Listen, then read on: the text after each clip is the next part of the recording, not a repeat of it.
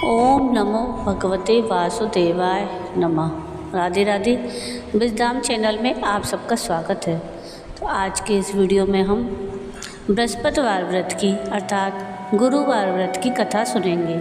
अगर आप सबको ये कथा पसंद आए तो प्लीज़ इसको लाइक शेयर ज़रूर कीजिएगा और प्लीज़ मेरे चैनल को सब्सक्राइब कीजिएगा और कमेंट में राधे राधे ज़रूर लिखिएगा और नीचे थैंक्स का बटन दबाकर मुझे सहयोग कीजिएगा जिससे मैं और अच्छी वीडियो आप लोगों के लिए ला सकूं। बृहस्पतिवार व्रत की कथा इस प्रकार है। भारतवर्ष में एक प्रतापी और दानी राजा राज्य करता था। वह नित्य गरीबों और ब्राह्मणों की सहायता करता था। यह बात उसकी रानी को अच्छी नहीं लगती थी। वह ना तो गरीबों को दान देती, ना ही भगवान का पूजन करती थी और राजा को भी दान देने से मना किया करती थी। एक दिन राजा शिकार खेलने वन को गए हुए थे तो रानी महल में अकेली थी। उसी समय बृहस्पति देव साधु वेश में राजा के महल में भिक्षा के लिए गए और भिक्षा मांगी तो रानी ने भिक्षा देने से इनकार किया और कहा, हे साधु महाराज, मैं तो दान पुण्य से तंग आ गई हूँ। मेरे पति सारे दिन धन लुटाते रहते हैं। मेरी इच्छा है कि हमारा धन नष्ट हो जाए, फिर ना रहेगा बाँस और ना बजेगी बाँसुरी। साधु ने कहा, देवी, तुम तो बड़ी विचित्र हो। धन संतान तो सभी चाहते हैं, पुत्र और लक्ष्मी तो पापी के घर भी होने चाहिए। यदि तुम्हारे पास अधिक है तो भूखों को भोजन दो, प्यासों के लिए प्याऊ बनवाओ, मुसाफिरों के लिए धर्मशालाएं खुलवाओ। जो निर्धन अपनी कुंवारी कन्याओं का विवाह नहीं कर सकते उनका विवाह करा दो। ऐसे और कई काम हैं जिनके करने से तुम्हारा यश लोक परलोक में फैलेगा। परंतु रानी पर उपदेश का कोई प्रभाव ना पड़ा। वह बोली, महाराज, आप मुझे कुछ न समझाएं। मैं ऐसा धन नहीं चाहती जो हर जगह बांटती फिरूं। साधु ने उत्तर दिया, यदि तुम्हारी ऐसी इच्छा है तो तथास्तु। तुम ऐसा करना कि बृहस्पतिवार को घर को लीपकर पीली मिट्टी से अपना सिर धोकर स्नान करना, भट्टी चढ़ाकर कपड़े धोना। ऐसा करने से तुम्हारा सारा धन नष्ट हो जाएगा। इतना कहकर वह साधु महाराज वहाँ से आलोप हो गए। साधु के कहे अनुसार उनकी कही बातों को पूरे करते हुए रानी को केवल 3 बृहस्पतिवार ही बीते कि उसकी समस्त धन संपत्ति नष्ट हो गई। भोजन के लिए राजा का परिवार तरसने लगा। तब एक दिन राजा ने रानी से बोला कि हे रानी, तुम यहीं रहो, मैं दूसरे देश को जाता हूँ, क्योंकि यहाँ पर सभी लोग मुझे जानते हैं, इसलिए मैं कोई छोटा कार्य नहीं कर सकता। ऐसा कहकर राजा परदेश चला गया। वहाँ वह जंगल से लकड़ी काट कर लाता और शहर में बेचता। इस तरह वह अपना जीवन व्यतीत करने लगा। इधर राजा के परदेश जाते ही रानी और दासी दुखी रहने लगे। एक बार जब रानी और दासी को 7 दिन तक बिना भोजन के रहना पड़ा तो रानी ने अपनी दासी से कहा कि दासी, पास के नगर में मेरी बहन रहती है, वह बड़ी धनवान है, तो उसके पास जा और कुछ ले आ ताकि थोड़ी बहुत गुजर बसर हो जाए। दासी रानी की बहन के पास गई। उस दिन गुरुवार था और रानी की बहन उस समय बृहस्पतिवार व्रत की कथा सुन रही थी। दासी ने रानी की बहन को अपनी रानी का संदेश दिया, लेकिन रानी की बड़ी बहन ने कोई उत्तर नहीं दिया। जब दासी को रानी की बहन ने कोई उत्तर नहीं मिला तो वह बहुत दुखी हुई और उसे क्रोध भी आया। दासी ने वापस आकर रानी को सारी बात बता दी। सुनकर रानी ने अपने भाग्य को कोसा। उधर रानी की बहन ने सोचा कि मेरी बहन की दासी आई थी, परंतु मैं उससे नहीं बोली, इससे वह बहुत दुखी हुई होगी। कथा सुनकर अब पूजन समाप्त करके वह अपनी बहन के घर आई और कहने लगी कि हे बहन, मैं तो बृहस्पतिवार का व्रत कर रही थी। तुम्हारी दासी मेरे घर आई थी, परंतु जब तक कथा होती है तब तक ना तो उठते हैं ना ही बोलते हैं, इसलिए मैं नहीं बोली। कहो, दासी क्यों गई थी? तो रानी बोली, बहन, तुमसे क्या छिपाऊं, हमारे घर में खाने तक को अनाज नहीं है। ऐसा कहते कहते रानी की आंखें भर आईं। उसने दासी समेत पिछले 7 दिनों से भूखे रहने तक की बात अपनी बहन को विस्तार पूर्वक सुना दी। रानी की बहन बोली, देखो बहन, भगवान बृहस्पति देव सबकी मनोकामनाओं को पूर्ण करते हैं। देखो, शायद तुम्हारे घर में अनाज रखा हो। पहले तो रानी को विश्वास नहीं हुआ, पर बहन के आग्रह करने पर उसने अपनी दासी को अंदर भेजा तो उसे सचमुच अनाज से भरा एक घड़ा मिल गया। यह देखकर दासी को बड़ी हैरानी हुई। दासी रानी से कहने लगी कि हे रानी, जब हमको भोजन नहीं मिलता तो हम व्रत ही तो करते हैं, इसलिए क्यों ना इनसे व्रत और कथा की विधि पूछ ली जाए ताकि हम भी व्रत कर सकें। तब रानी ने अपनी बहन से बृहस्पतिवार के व्रत के बारे में पूछा। उसकी बहन ने बताया, बृहस्पतिवार के व्रत में चने की दाल और मुनक्का से विष्णु भगवान का केले की जड़ में पूजन करें और दीपक जलाएं। इसके पश्चात व्रत कथा सुनें और पीला भोजन करें। इससे बृहस्पति देव प्रसन्न होते हैं। व्रत और पूजन विधि बताकर रानी की बहन अपने घर को लौट गई। 7 दिन के बाद जब गुरुवार आया तो दासी और रानी दोनों ने व्रत रखा। गुड़साल में जाकर चना और गुड़ लेकर आई, फिर उससे केले की जड़ और विष्णु भगवान का पूजन किया। अब पीला भोजन कहाँ से आए, इस बात को लेकर दोनों बहुत दुखी थी। चूँकि उन्होंने व्रत रखा था, इसलिए बृहस्पति देव उनसे प्रसन्न थे। इसलिए वे एक साधारण व्यक्ति का रूप धारण कर 2 थालों में सुंदर पीला भोजन दासी को दे गए। भोजन पाकर दासी बहुत प्रसन्न हुई और फिर रानी के साथ मिलकर भोजन ग्रहण किया। उसके बाद वे सभी गुरुवार को व्रत और पूजन करने लगी। बृहस्पतिवार भगवान की कृपा से उनके पास फिर से धन संपत्ति आ गई, परंतु रानी फिर से पहले की तरह आलस करने लगी। तब दासी बोली, देखो रानी, तुम पहले भी इस प्रकार आलस करती थी। तुम्हें धन रखने में कष्ट होता था, इस कारण सारा धन नष्ट हो गया, और अब जब भगवान बृहस्पति की कृपा से धन मिला है तो तुम्हें फिर से आलस होता है। रानी को समझाते हुए दासी कहती है कि बड़ी मुसीबतों के बाद हमने यह धन पाया है, इसलिए हमें दान पुण्य करना चाहिए, भूखे मनुष्यों को भोजन कराना चाहिए और धन को शुभ कार्यों में खर्च करना चाहिए, जिससे तुम्हारे कुल का यश बढ़ेगा, स्वर्ग की प्राप्ति होगी और पितृ प्रसन्न होंगे। दासी की बात मानकर रानी अपना धन शुभ कार्यों में खर्च करने लगी, जिससे पूरे नगर में उसका यश फैलने लगा। एक दिन राजा दुखी होकर जंगल में एक पेड़ के नीचे आसन जमा कर बैठ गया। वह अपनी दशा को याद करके व्याकुल होने लगा। बृहस्पतिवार का दिन था। एकाएक उसने देखा कि निर्जन वन में एक साधु प्रकट हुए। वह साधु वेश में स्वयं बृहस्पति देवता थे। वह लकड़ारे के सामने आकर बोले कि हे लकड़ारे, इस सुनसान जंगल में तू चिंता मग्न क्यों बैठा है? तो लकड़ारे ने दोनों हाथ जोड़कर प्रणाम किया और उत्तर दिया, महात्मा जी, आप सब कुछ जानते हैं, मैं क्या कहूँ। यह कहकर वह रोने लगा और साधु को अपनी आत्मकथा सुनाई। महात्मा जी ने कहा कि तुम्हारी स्त्री ने बृहस्पति के दिन बृहस्पति भगवान का निरादर किया, जिसके कारण रुष्ट होकर उन्होंने तुम्हारी यह दशा कर दी। अब तुम चिंता को दूर करके मेरे कहने पर चलो तो तुम्हारे सारे कष्ट दूर हो जाएंगे और भगवान पहले से भी अधिक संपत्ति देंगे। तुम बृहस्पतिवार के दिन कथा किया करो, 2 पैसे के चने और मुनक्का लाकर उसका प्रसाद बनाओ और शुद्ध जल से लोटे में शक्कर मिलाकर अमृत तैयार करो। कथा के पश्चात अपने सारे परिवार और सुनने वाले प्रेमियों में अमृत और प्रसाद बांटकर आप भी प्रसाद ग्रहण करो।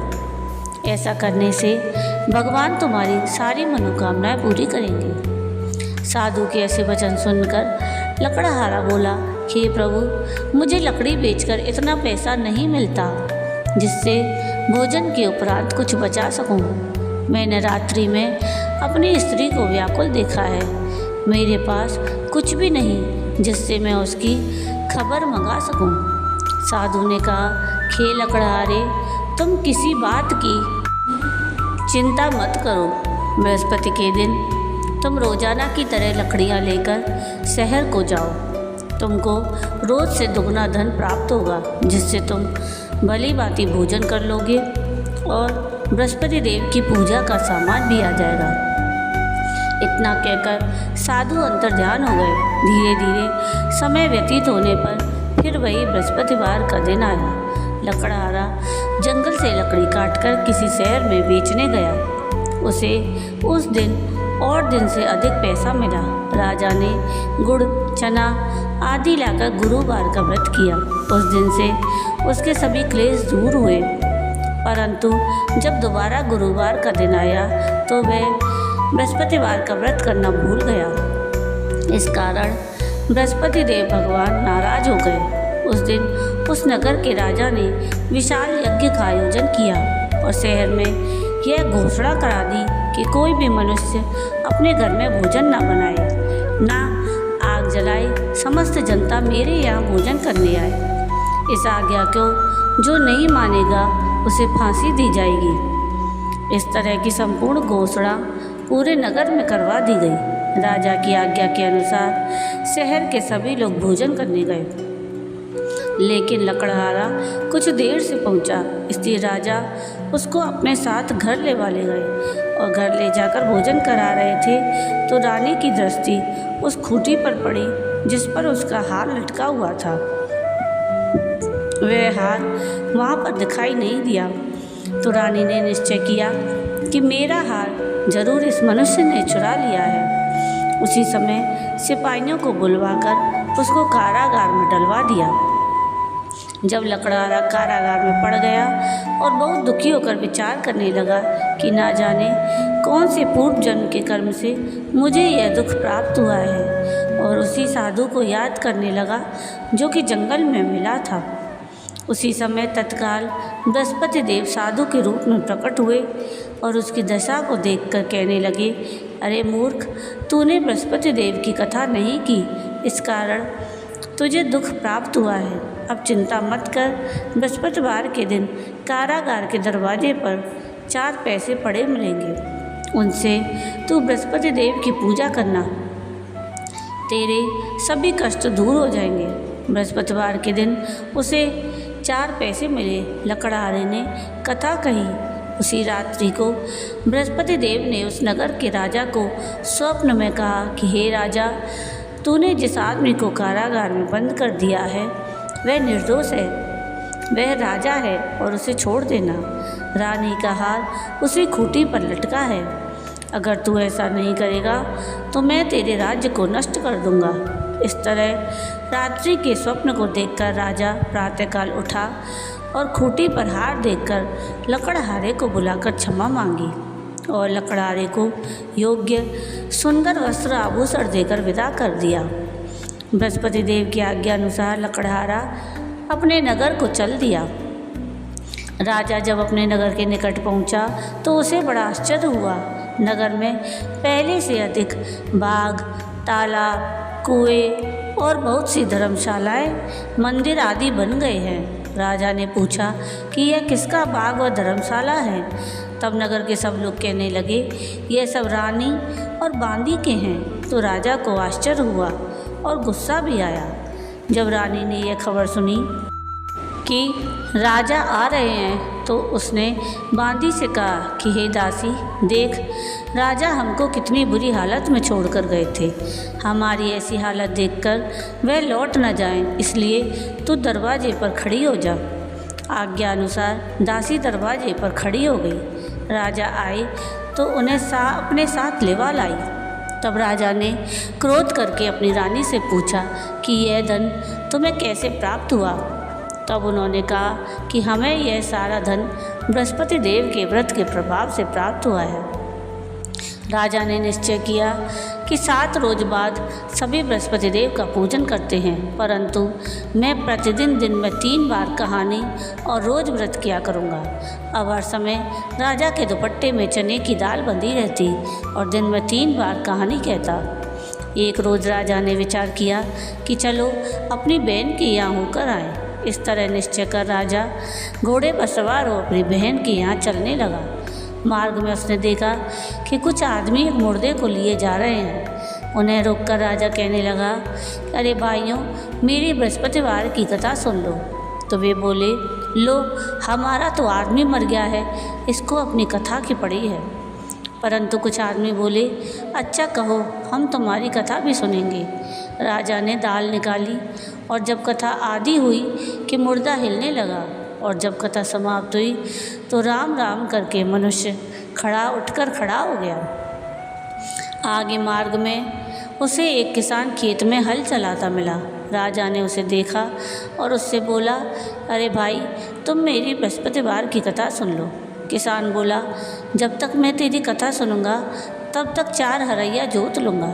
जा, अपनी कथा किसी और को सुनाना। इस तरह राजा आगे चलने लगा। राजा के हटते ही बैल पछाड़ खाकर गिर गए और किसान के पेट में बड़ी जोर का दर्द होने लगा। उस समय उसकी माँ रोटी लेकर आई। उसने जब यह देखा तो अपने पुत्र से सब हाल पूछा और बेटे ने सारी बात बता दी। तो बुढ़िया दौड़ी दौड़ी उस घुड़सवार राजा के पास गई और उससे बोली कि मैं तेरी कथा सुनूंगी, तू अपनी कथा मेरे खेत पर चलकर ही कहना। राजा ने बुढ़िया के खेत पर जाकर कथा कही, जिसके सुनते ही वह बैल उठ खड़े हुए और किसान के पेट का दर्द भी बंद हो गया। अब राजा अपनी बहन के घर पहुंचा। बहन ने भाई की खूब मेहमानी की। दूसरे रोज़ प्रातःकाल राजा जगा तो देखने लगा कि सब लोग भोजन कर रहे हैं। राजा ने अपनी बहन से कहा कि ऐसा कोई मनुष्य है जिसने भोजन नहीं किया हो, जो मेरी बृहस्पतिवार की कथा सुन ले।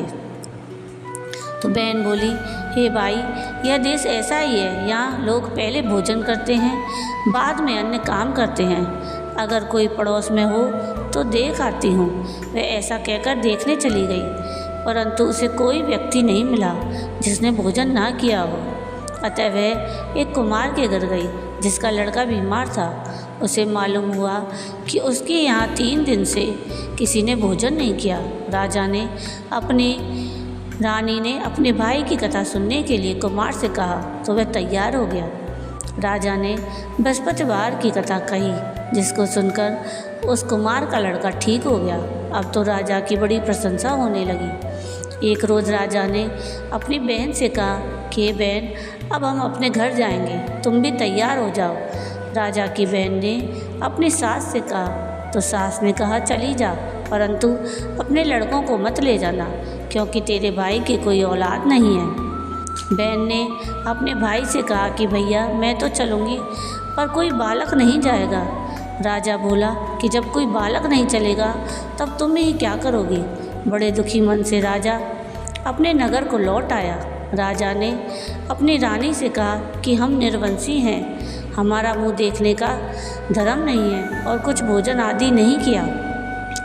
रानी बोली, हे प्रभु, बृहस्पति देव ने हमें सब कुछ दिया, वह हमें औलाद अवश्य देंगे। उसी रात को बृहस्पति देव ने राजा से स्वप्न में कहा, हे राजा, उठ, सभी सोच त्याग दे, तेरी रानी गर्भ से है। राजा यह बात सुनकर बड़ा खुश हुआ। 9वें महीने में रानी के गर्भ से एक सुंदर पुत्र पैदा हुआ। तब राजा बोला कि हे रानी, स्त्री बिना भोजन के रह सकती है, पर बिना कहे नहीं रह सकती। जब मेरी बहन आए तो मुझसे कुछ मत कहना। रानी ने सुनकर हाँ कर दी। जब राजा की बहन ने यह सब समाचार सुना तो वह बड़ी खुश हुई और बधाई लेकर अपने भाई के घर आई। तब रानी ने कहा, घोड़ा चढ़कर तो नहीं आई, गधा चढ़ी आई। राजा की बहन बोली, भाभी, मैं इस प्रकार ना कहती तो तुम्हें औलाद कैसे मिलती। बृहस्पति देव ऐसे ही हैं, जैसी जिसके मन में कामना है सबको पूर्ण करते हैं। जो सद्भावनापूर्वक बृहस्पतिवार का व्रत करता है, वह कथा पढ़ता है अथवा सुनता है, दूसरों को सुनाता है, बृहस्पति देव उसकी सभी मनोकामनाएं पूर्ण करते हैं। जय बृहस्पति देव की। तो ये थी कथा बृहस्पतिवार व्रत की। आपको ये कथा कैसी लगी मुझे कमेंट करके ज़रूर बताइएगा, और अगर आपको ये कथा पसंद आई हो तो प्लीज़ इसको लाइक शेयर ज़रूर कीजिएगा और प्लीज़ मेरे चैनल को सब्सक्राइब कीजिएगा और कमेंट में राधे राधे ज़रूर लिखिएगा और नीचे थैंक्स का बटन दबाकर मुझे सहयोग कीजिएगा। और कथा सुनाने में कुछ गलती हुई हो तो उसके लिए क्षमा कीजिएगा। वीडियो पूरा देखने के लिए थैंक यू। राधे राधे।